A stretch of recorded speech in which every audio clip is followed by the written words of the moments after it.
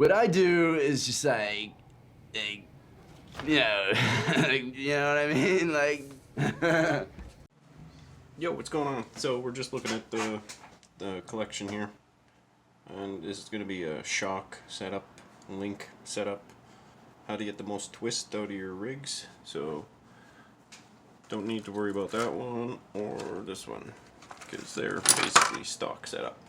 But these two are running the 43 mil double barrels.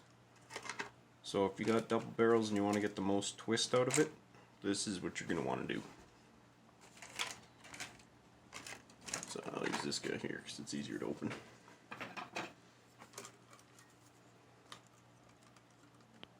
Alright, so let's get a zoom in on here. So right in there, you can see how there's no O-ring. I've got that done on both ends. You can see no O-ring there. That lets for unreal amounts of twist without binding.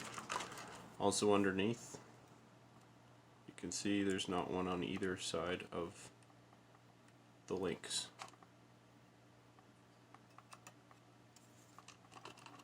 You can see they're nice and loose, so you're not going to get impeded by them not wanting to twist, just because that's what the O-ring does on its own.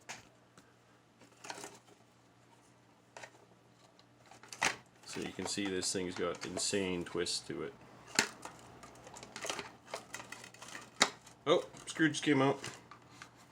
Good thing I was here when that happened, instead of outside. So you can see how much twist this thing has on its own. It's beautiful. It's one of the things you want to do.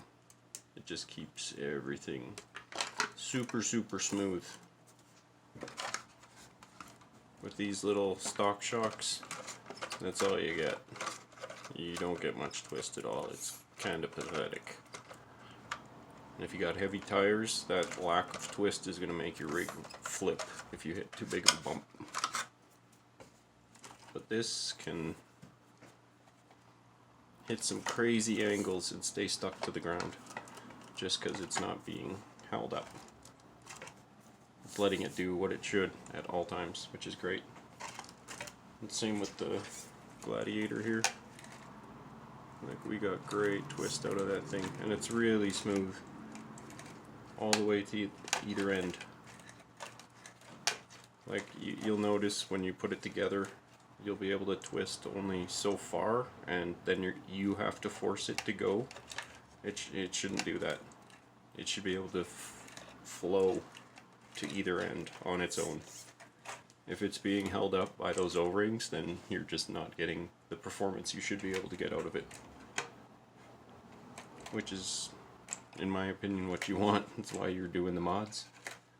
And with the double barrels, I suggest running the blacks all the time, because they're the softest. It'll drop your stance a little bit, but it makes for the flow. If you don't have the flow, you're going to struggle. It makes your rig look cool, all standing high and whatnot, but this thing has 33% overdrive, so once it gets moving, it just drops down to that until it needs its flex. Like, it can drive over the JLU no problem, just because of that. Yeah, good times. So there's a little setup tip. And also, if you do that, here's where I strap. Because as you're going up, it's going to be pretty loosey-goosey, right? So you can see I flex out the front end here of the chassis, put the bumper mounts on backwards, and it holds my elastic in, and just wrap it around the front servo. In the rear, it goes over the back links that hook up to the diff, and over the chassis as well. So it's a little trickier to get in there, but once it's in there, it does a really good job of holding the climb until you need your flex. Peace.